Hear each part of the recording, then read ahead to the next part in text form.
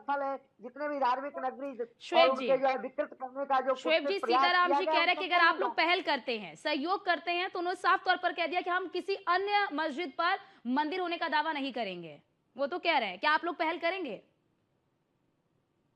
देखिए अर्चना जी क्या है, देखिए होता है कि काट कर जुबा मेरी कह रहा है वो जालिम, अब तुम ही जाता थे हालत ही सुनाने की। हम्म। बाबरी मस्जिद का जब मुकदमा चल रहा था, जाहिर सी बात सुप्रीम कोर्ट के जज ने उसको रिजर्व कर लिया था ऑर्डर को, तब भी मैंने बहुत डिबेटें दी थी टीवी पर। तो बात चल रही थी तो लोगों ने कहा कि क्या अगर हिंदू के पक्ष में आ जाएगा तो क्या मुसलमान आगे नहीं जाएगा? तो मैंने एक सवाल किया था कि अगर आप ये बता दिए कि मेरे पक्ष में आएगा तो आप नहीं जाएंगे क्या? तो उन्होंने कोई सवाल जवाब नहीं दिया था।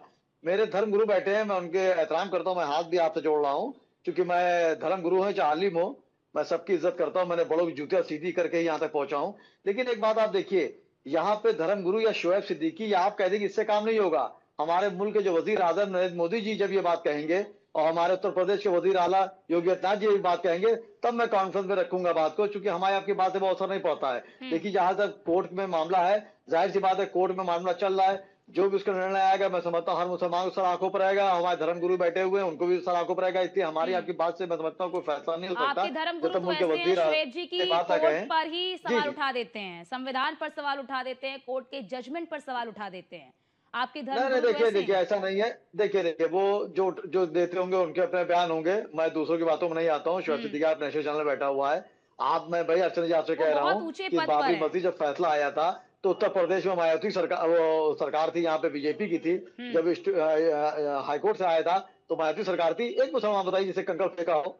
उस दिन तो मैं डिबेट पे भी था हम्म। और मैंने डिबेट में बात कही भी थी कि सियासी लीडर छोड़ दिया, अगर एक मुसलमान बताइए, और सऊदी मुसलमानों ने, आम मुसलमान ने बात कही थी कि बाबरी मस्जिद चली गई, कोई दिक्कत नहीं है, मस्जिदों पे ना किया जाए। तो कुछ लोगों ने कहा भी था पब्लिक आवाज में कि ऐसा नहीं होगा, ठीक है, लेकिन फिर आगे सीताराम जी होता इस रहा। पर जवाब तो जाहिर सी दीजिए। बात है जो कोर्ट होता है वो मंदिर होता है, उसका मैं मानूंगा कि जो मोहम्मद साहब ने जो बात कही है मैं वेलकम करता हूँ।